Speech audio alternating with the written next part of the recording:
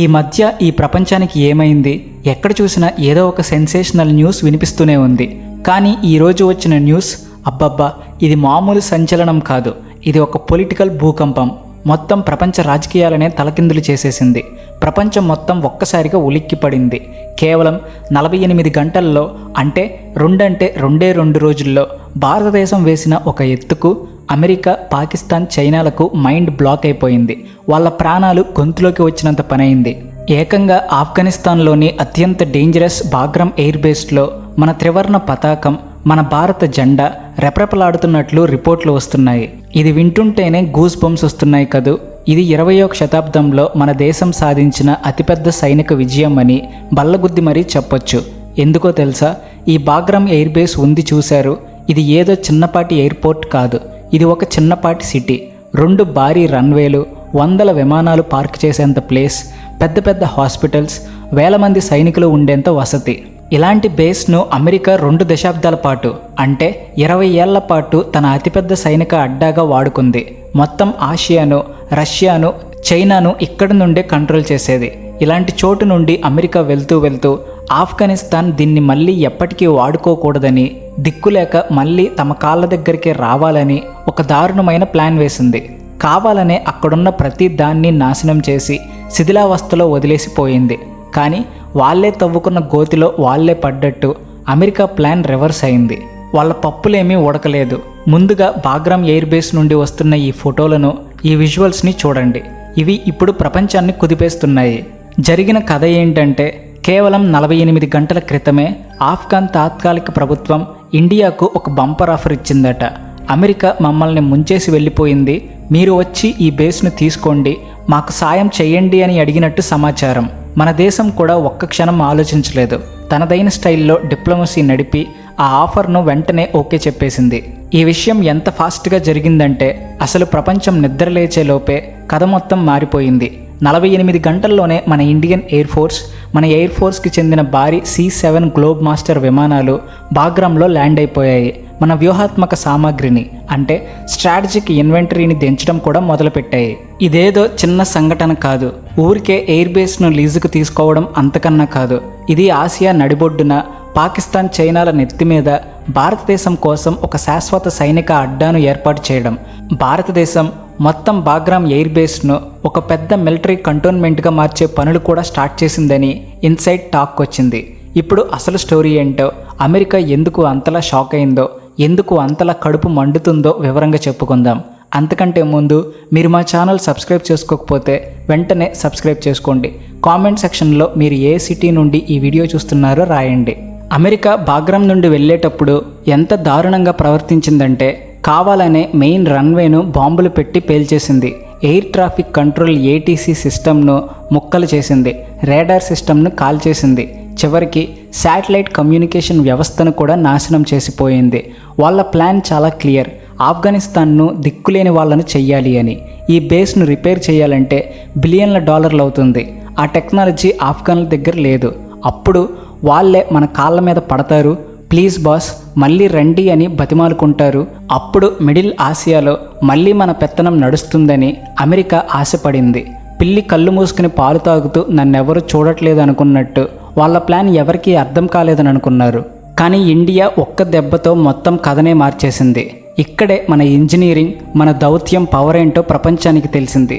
ఆఫ్ఘనిస్తాన్ ఈ బేస్ను మనకు అప్పగించడమే కాదు, ఇండియా దీన్ని ఎన్నాళ్ళైనా వాడుకోవచ్చు, ఇది మీ వల్లే అని గ్రీన్ సిగ్నల్ ఇచ్చింది.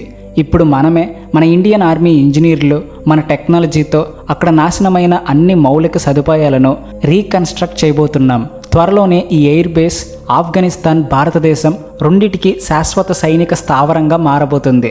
ఇక ఈ న్యూస్ విన్నప్పటి నుండి అమెరికాకు పిచ్చెక్కిపోయింది. మనకు వచ్చిన ఇన్ఫర్మేషన్ ప్రకారం మాజీ అమెరికా అధ్యక్షుడు డొనాల్డ్ ట్రంప్ అయితే ఒంటికాలిపై లేచారట. భారత్కు భయంకరమైన పరిణామాలు ఉంటాయి, వాళ్లను అస్సలు నమ్మకూడదు అని బెదిరించినట్టు సమాచారం. అసలు మనం ఆఫ్ఘనిస్తాన్లో అడుగు పెట్టనివ్వని ఇండియా మన ముక్కు కిందే మనం వదిలేసిన ఇంత పెద్ద ఆస్తిని ఎలా కొట్టేసింది అని అమెరికాకు మైండ్ బ్లాక్ అయిపోయింది. వాళ్ళ కడుపు మంటకు కారణం లేకపోలేదు. ఆఫ్ఘనిస్తాన్ను ఎప్పటికీ తమ కంట్రోల్లో ఉంచుకోవాలన్న అమెరికా లాంగ్ టర్మ్ ప్లాన్కు ఈ దెబ్బతో పూర్తిగా బొక్కపడింది. చేతులు కాలేక ఆకులు పట్టుకున్నట్టు ఇప్పుడు వాళ్ళు ఏం చేసినా ఉపయోగం లేదు. ఇక ఈ న్యూస్తో అందరికన్నా ఎక్కువ భయపడి గుండెలు బాదుకుంటూ వణికిపోతున్న వాళ్ళు ఎవరైనా ఉన్నారంటే అది మన పనికిమాలిన పొరుగు దేశం, మన దరిద్రపు చుట్టం పాకిస్తానే. వాళ్ళ పరిస్థితి ఇప్పుడు వర్ణించడానికి కూడా మాటలు లేవు. బాగ్రామ్లో ఇండియా ఉందంటే దాని అర్థమేంటో తెలుసా? పాకిస్తాన్ను 3 వైపుల నుండి కాదు 4 వైపుల నుండి చుట్టుముట్టినట్టే. ఇన్నాళ్ళు పాకిస్తాన్ మనల్ని 2 ఫ్రంట్ వార్ అని బెదిరించేది. అంటే తూర్పు నుండి పశ్చిమ నుండి ఒకేసారి దాడి చేస్తామని. ఇప్పుడు సీన్ రివర్స్ అయింది. తూర్పున మన మెయిన్ ల్యాండ్ ఇండియా ఉంది. పశ్చిమాన ఇప్పుడు బాగ్రామ్లో ఇండియన్ ఎయిర్ ఫోర్స్ కూర్చుంది. ఉత్తరాన సియాచిన్, లడాఖ్లో మన ఆర్మీ కాపు కాస్తుంది. దక్షిణాన అరేబియా సముద్రంలో మన నేవీ వాళ్ళ గొంతు మీద కత్తి పెట్టి కూర్చుంది. వాళ్ళ పరిస్థితి ముందు నుయ్యి వెనక గొయ్యిలా ఉంది. చుట్టూ మంటలు, మధ్యలో పాకిస్తాన్ అన్నట్టు అయిపోగా ఇప్పుడు వాళ్ళు పూర్తిగా మన ఉచ్చులో చిక్కుకున్నారు. బాగ్రామ్ నుండి ఇస్లామాబాద్, రావిల్పిండి వాళ్ళ ఆర్మీ హెడ్ క్వార్టర్స్ అన్నీ మన ఫైటర్ జెట్స్కు 10 నిమిషాల దూరంలో ఉన్నాయి. ఈ భయం పాకిస్తాన్ను కుదిపేస్తుంది. వాళ్ళల్లో ఆ నిరాశ, ఆందోళన స్పష్టంగా కనిపిస్తుంది. ఇక మన మరో శత్రువు చైనా. వాళ్ళ పరిస్థితి కూడా ఏమీ తక్కువ లేదు. అమెరికా ఎప్పుడైతే బాగ్రామ్ను ఖాళీ చేసిందో దాన్ని ఎలాగైనా చేజింగించుకోవాలని చైనా ఎన్నో కలలు కంది. పాకిస్తాన్కు డబ్బు ఆశ చూపి తాలిబాన్లతో డీల్స్ కుదుర్చుకోవాలని చాలా ట్రై చేసింది. ఎందుకంటే బాగ్రామ్ చైనా కడుతున్న సిపిఈసి ప్రాజెక్టుకు, వాళ్ళ బెల్ట్ అండ్ రోడ్ ఇనిషియేటివ్కు చాలా దగ్గరగా ఉంది. కానీ ఆత్రగాడికి బుద్ధి మట్టం అన్నట్టు వాళ్ళు ఓవర్ యాక్షన్ చేసేలోపే ఇండియా సైలెంట్గా వచ్చి డీల్ ముగించేసింది. ఇప్పుడు బాగ్రామ్లో కూర్చుని ఇండియా చైనా సిపిఈసి ప్రాజెక్టు మీద, వాళ్ళ ప్రతి కదలిక మీద 24/7 నిఘా పెట్టగలదు. ఇక్కడ అసలైన అనుమానం ఏమిటంటే ఆఫ్ఘనిస్తాన్లోని తాలిబాన్ ప్రభుత్వం అమెరికా లాంటి సూపర్ పవర్ను, చైనా లాంటి డబ్బున్న దేశాన్ని కాదని ఇండియాను ఎందుకు ఎంచుకుంది?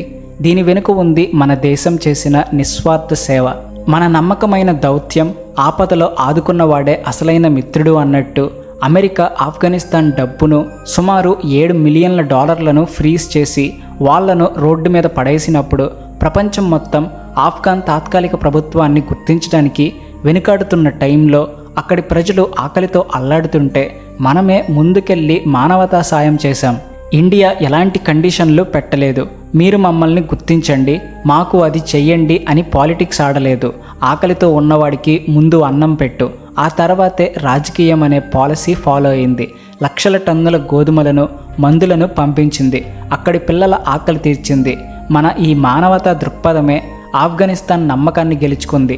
రీసెంట్గా ఆఫ్ఘనిస్తాన్ విదేశాంగ మంత్రి భారతదేశాన్ని సందర్శించారు. ఈ పర్యటనలో మాటలకే పరిమితం కాలేదు. 1 కాదు 2 కాదు, ఏకంగా 7 ప్రధాన ఒప్పందాలు కుదిరాయి. వీటిలో అత్యంత ముఖ్యమైనది టాప్ సీక్రెట్ డీల్, ఈ బాగ్రామ్ ఎయిర్ బేస్ భారతదేశానికి అప్పగించడం. అంతేకాదు ఆఫ్ఘనిస్తాన్ మనల్ని ధాన్యం సప్లై అడగడమే కాదు, బదులుగా వాళ్ళు ఇచ్చిన ప్రతిపాదన ప్రపంచ దేశాల కళ్ళు తెరిపించేలా ఉంది. ఆఫ్ఘనిస్తాన్లో ఉన్న అపారమైన ట్రిలియన్ల డాలర్ల విలువైన ఖనిజ నిల్వల కాంట్రాక్టులను ఇండియాకు అప్పగించడానికి ముందుకొచ్చింది.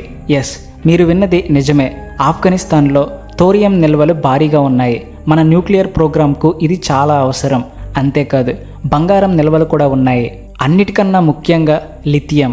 ఈ రోజుల్లో లిథియంను కొత్త బంగారం లేదా వైట్ ఆయిల్ అంటున్నారు. మన ఎలక్ట్రిక్ కార్లకు, ఫోన్ బ్యాటరీలకు ఇదే ప్రాణం. ఈ లిథియం నిల్వల కోసం చైనా ఎప్పటి నుండో కాచుకుని కూర్చుంది. కానీ ఆఫ్ఘనిస్తాన్ ఈ మైనింగ్ కాంట్రాక్టులన్నీ ఇప్పుడు మన భారతీయ కంపెనీలకే ఇస్తుంది. ఇది ఒక విన్ విన్ సిచ్యువేషన్. ఈ డీల్ వల్ల ఆఫ్ఘనిస్తాన్కు లాభాల్లో వాటా వస్తుంది. వాళ్ళ దేశం రీకన్స్ట్రక్షన్ అవుతుంది. వాళ్ళు ఆర్థికంగా బలోపేతమవుతారు. అదే సమయంలో మన దేశం వ్యూహాత్మకంగా, ఆర్థికంగా, రా మెటీరియల్స్ పరంగా ఒకేసారి 10 మెట్లు ఎక్కి సూపర్ పవర్గా మారడానికి ఇది సహాయపడుతుంది. ఆఫ్ఘనిస్తాన్ ఇప్పుడు భారతదేశాన్ని తన అత్యంత అనుకూలమైన దేశంగా ప్రకటించింది. ప్రతి మలుపులోనూ ఇండియాకే సపోర్టుగా నిలబడతామని మాటిచ్చింది. సో ఇది 19వ లేదా 20వ శతాబ్దాల నాటి ఇండియా కాదు. ఇది పావురాలను ఎగరేసే పాత ఇండియా కాదు. ఇది 21వ శతాబ్దపు టెక్నాలజీ, 22వ శతాబ్దపు ఆలోచన విధానం ఉన్న కొత్త భారతదేశం. ఇది మన విదేశాంగ మంత్రి జైశంకర్ గారి దౌత్యం. ఇది మన ప్రధాని మోడీ గారి గ్యారెంటీ. ఈ భారతదేశం ఇక తలవంచే రకం కాదు, ప్రపంచాన్నే తన ముందు తలవంచేలా చేయగల సత్తా ఉన్న దేశం. ఆఫ్ఘనిస్తానే స్వయంగా రెడ్ కార్పెట్ వేసి పిలిచిన తర్వాత బాగ్రామ్లో మన ఉనికిని ఆపగలిగే శక్తి ప్రపంచంలో ఎవ్వరికీ లేదు.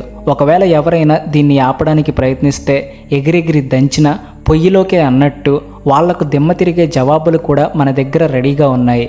ఈ ఒక్క సంఘటనతో ప్రపంచ రాజకీయ క్రమం అంటే గ్లోబల్ వరల్డ్ ఆర్డర్ పూర్తిగా మారిపోతుందని క్లియర్గా అర్థమవుతుంది.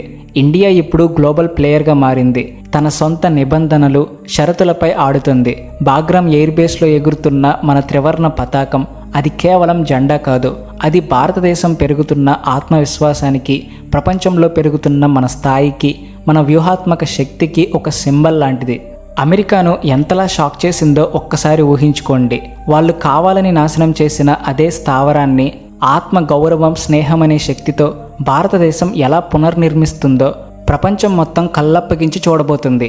మిడిల్ ఆసియాలో రాజకీయాల కేంద్రం మారిపోయిందనడానికి ఇది క్లియర్ సిగ్నల్. ఈ వీడియో మీద మీ అభిప్రాయం ఏమిటి? కామెంట్ సెక్షన్లో చెప్పండి. జై Hind. Please like and share and also thanks for watching.